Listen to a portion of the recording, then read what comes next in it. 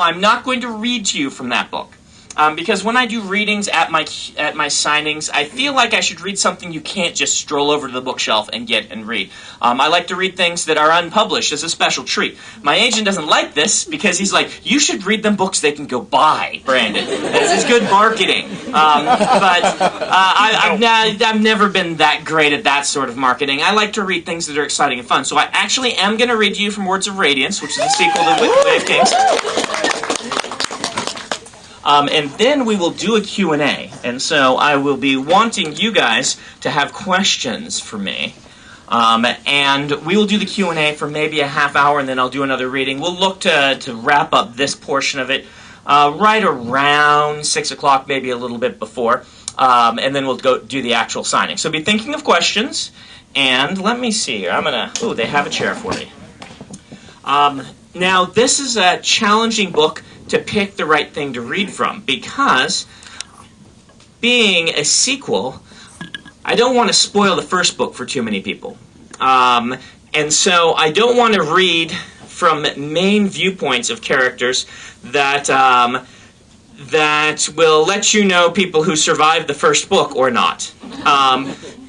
So that gives me a challenge of what am I going to read. And so I've been reading around in the interludes. If you aren't familiar with the Way of Kings, one of the things I did in this book was I let myself write these things called interludes, which are basically short stories in the middle of the books. We'll end part one with some big climax, and then we'll do 2 or 3 interludes, which are short stories in the world from around the world. My reason for doing this was to give myself sort of a pressure valve. In epic fantasy, we build these really intricate, detailed, large-scale worlds. And one of the dangers we have in working in these worlds is falling so in love with the setting that we lose track of the main focus of the books. I feel like as a reader of this genre a lot, I've noticed this happening. And so I've been trying to learn from the people who have come before me and say, okay, how can I keep my focus as a writer on the main characters while still give the scope that we want to give? And the interludes are my attempt to do that. They don't have to be part of the main story. They can be way off somewhere else, but they are in this sort of structured way placed into the book so that those who don't want to read this can skip them, honestly, if they really want to, or they can read them and know that these are things they don't have to keep as much track of, and know that we'll get back to the main characters in a short time in this sort of structured way. It's been really useful for me in writing the books to keep my focus on the main characters, but also let me do some of these really extreme cases of storytelling, like different places way off that I want to do. And so I think I'm going to read to you from one of the interludes about a guy named Yim. And he comes from a part of the world that we haven't really been to before. He has an interesting philosophy on life, which is why I'm going to read it. Now, it's a very philosophical scene, which is kind of an odd thing to read for a book that has a lot of action-adventure in it. But I like doing this reading just because it gives a glimpse of the different parts of the world that you could go to and things like this. So it is somewhat of a contemplative scene. Yim carefully trimmed the wood from the side of the small block. He held it up to the sphere light beside his bench, pinching his spectacles by the rim and holding them closer to his eyes. Such delightful inventions, spectacles. To live was to be a fragment of the cosmere that was experiencing itself. How could he properly experience it if he couldn't see? The age-ish man who had first created these devices was long deceased, and Yim had submitted a proposal that he be considered one of the honored dead. He lowered a piece of wood and continued to carve it, carefully whittling off the front to form a curve. Yim liked to make his own lasts, the wooden forms around which a cobbler built his shoes. Some of his colleagues bought their lasts from carpenters, but Yim had been taught to make his own. That was the old way, the way it had been done for centuries. If something had been done one way for such a long time, he figured there was probably a good reason. Behind him rose the shadowed cubbies of a cobbler's shop, toes of shoes peeking out the fronts. He'd use these test shoes to judge size, choose materials, and decide styles. That done, he could construct the perfect shoe to fit the foot and character of the individual. A fitting could take quite a while, assuming you did it properly. He usually did, but that did not make the other way bad. The cosmere needed both experiences, after all. One of the two, he figured, Of the two, he preferred to contribute the more careful, thoughtful way. Something moved in the dimness to his right. Yim glanced that direction, but didn't change his posture. The spren had been coming more often lately, specks of light like those from a piece of crystal suspended in sunlight. He did not know that this type of spren, and he had never seen one like it before. It moved across the surface of the workbench, creeping closer. Yim returned to his sculpting. "It will be for making a shoe," he said. The evening shop was quiet, save for the scraping of his knife on wood. Shoe?" a voice asked, like that of a young woman, soft, with a kind of chiming musicality to it. "Yes, my friend," he said, "a shoe for young children. I find myself in need of those more and more these days." "Shoe," the spren said, "for children, little people." Yim brushed wood scraps off the bench for later sweeping, then set the last on the bench near the spren. It shied away like a reflection off a mirror, translucent, really just a shimmer of light. He withdrew his hand and waited. The spren inched forward, tentative, like a kremling creeping out of its crap after a storm. "You are an interesting experience, my friend," Yim said as the shimmer of light moved onto the last itself. "One in which I am honored to participate." "I," the spren said. "I." The spren's form shook suddenly, then grew more intense, like light being focused. "He comes." Yim stood up, suddenly anxious. Something moved on the street outside. Was it that one, the watcher in the military coat? But no, it was just a child, peering in through the open door. Yim smiled, opening his drawer of spheres and letting more light into the room. The child shied back, just as the spren had. Similar, those two. The spren had vanished somewhere. It did that when others drew near. "No need to fear," Yim said, settling back down on his stool. "Come in. Let me get a look at you." A dirty young urchin peered back in. He wore only a ragged pair of trousers, no shirt, though that wasn't uncommon here in Erie, where both days and nights were commonly warm. The poor child's feet were dirty and scraped. "Now," Yim said, "that won't do. Come, young one, settle down. Let's get something on those feet." He moved out one of his smaller stools. "They say you don't charge nothing," the boy said, not moving. "They are quite wrong," Yim said, "but I think you will find my cost bearable." "Don't have no spheres." "No spheres are needed. Your payment will be your story, your experiences. I would hear them." "They said you were strange," the boy said, finally walking into the shop. "They were right and they were wrong," Yim said, patting the stool. The urchin stepped timidly up to the stool, walking with a limp he tried to hide. He was Iriali, though the grime darkened his skin and hair, both of which were golden. Not just pale brown or blonde, but truly golden. The skin less so, you needed the light to see it right, but the hair certainly. It was the mark of their people. Yim motioned for the child to raise his good foot, then got out a washcloth, wetted it, and cleaned away the grime. He wasn't about to do a fitting on feet so dirty. Noticeably, the boy tucked back the foot he'd limped in on, as if trying to hide that it had a rag wrapped around it. "So," Yim said, "your story?" "You're old," the boy said. "Older than anyone I know. Grandpa old. You must know everything already. Why do you want to hear from me?" "It is one of my quirks," Yim said. "Come now, let's hear it." The boy huffed, but talked. Briefly. That wasn't uncommon. He wanted to hold his story to himself. Slowly, with careful questions, Yim pried the story free. The boy was the son of a whore who had been kicked out as soon as he could fend for himself. That had been 3 years ago, the boy thought. He was probably 8 now. As he listened, Yim cleaned the first foot, then clipped and filed the nails. Once done, he motioned for the other foot. The boy reluctantly lifted it up. Yim undid the rag and found a nasty cut on the bottom of that foot. It was already infected, crawling with rot spread in the shape of tiny motes of red. Yim hesitated. "Needed to get some shoes," the urchin said, looking the other way. "Can't keep on without 'em." The rip in the skin was jagged. Done climbing over a fence, perhaps, Yim thought. Maybe a sharp rock. The boy looked at him, feigning nonchalance. A wound like this would slow an urchin down terribly, which on the streets could easily mean death. Yim knew that all too well. He looked up at the boy, noting the shadow of worry in those little eyes. The infection had spread up the leg. "My friend," Yim whispered, "I am going to need your help." "What?" the urchin said. "Nothing," Yim replied, reaching into the drawer of his table.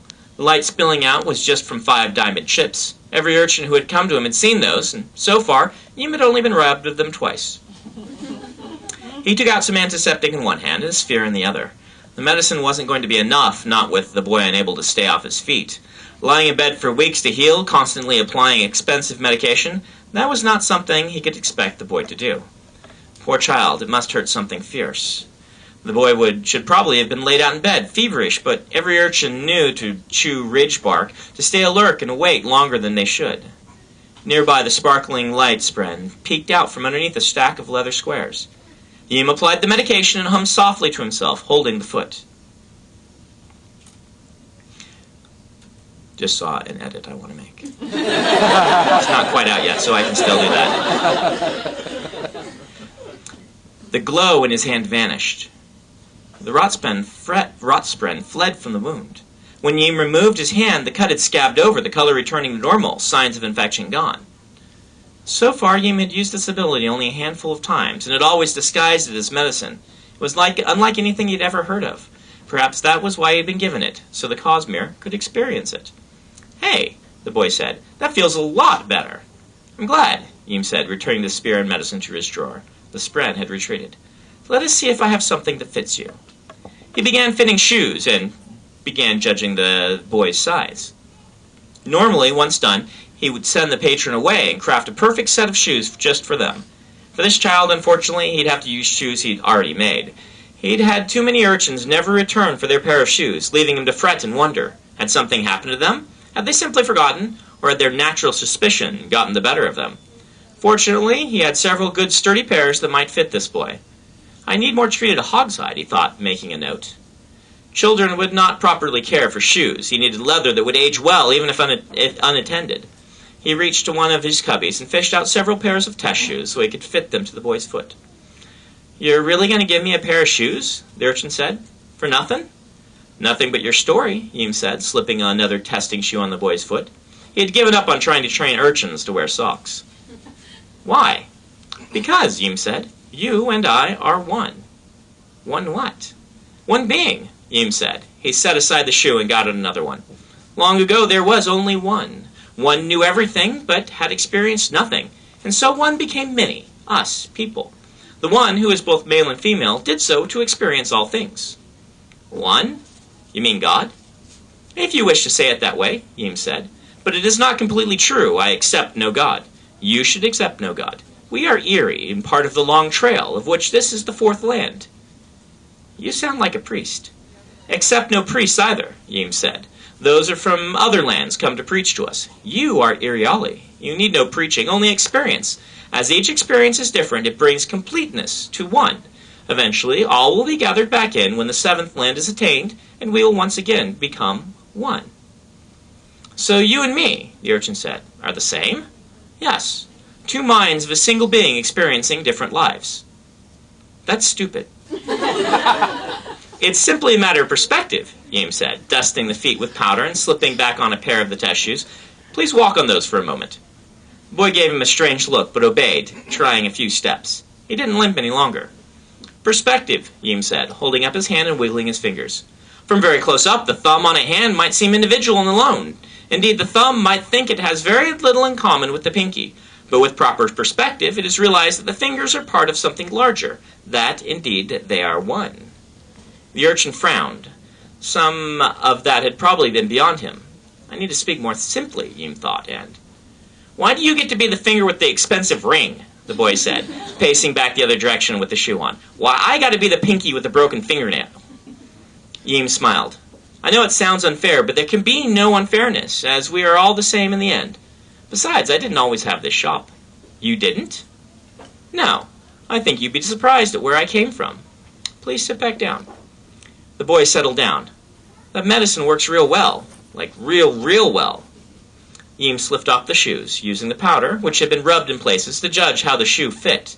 He fished out a proper pair of pre-made shoes that he thought would fit well, then worked at them for a moment, flexing them in his hands. He'd want a cushion on the bottom of the wounded foot, but something that would tear off in a few weeks once the wound was healed.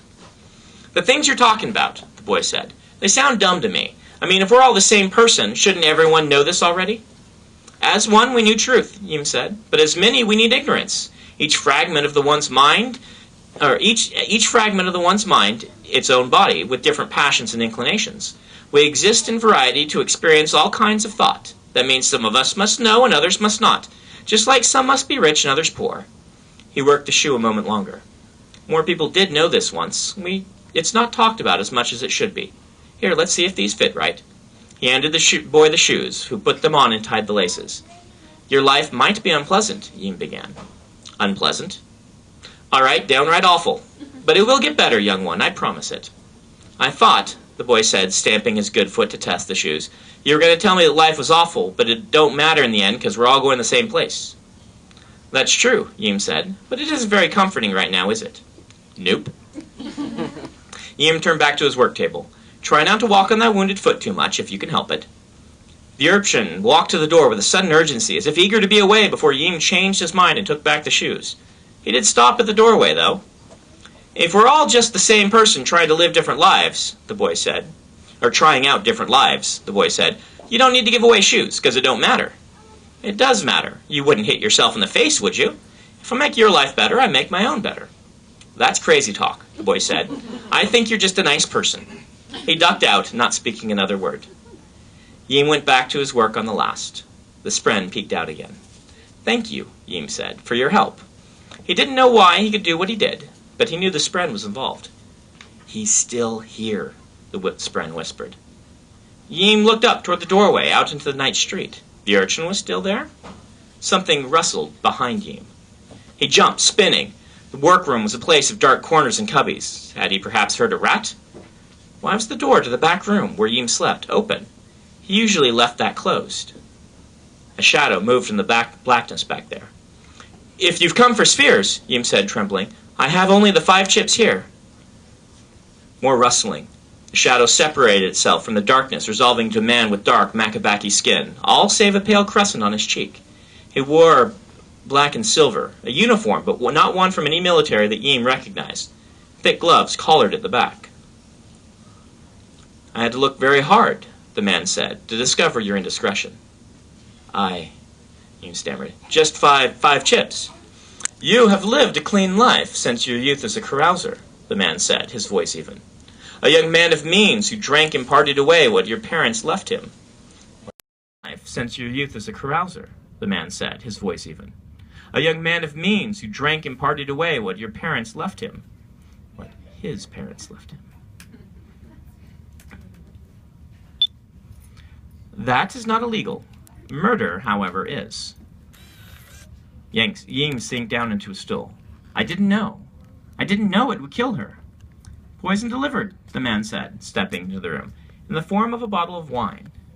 They told me the vintage itself was a sign, Yim said, that she'd know the message was from them and that it meant she would need to pay. I was desperate. To eat, you see. Those in the streets are not kind. You were an accomplice to murder, the man said, pulling his gloves on more tightly, first one hand, then the other.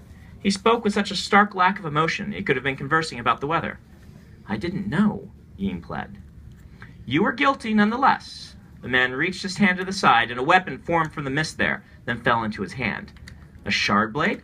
What kind of constable of the law was this? Yim stared at the wondrous silvery blade.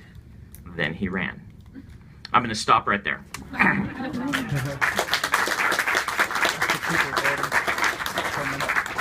So there you are, one of the scenes from that book, which will be coming out in the spring. Let's go ahead and go to the Q&A. What are you guys interested in hearing from me?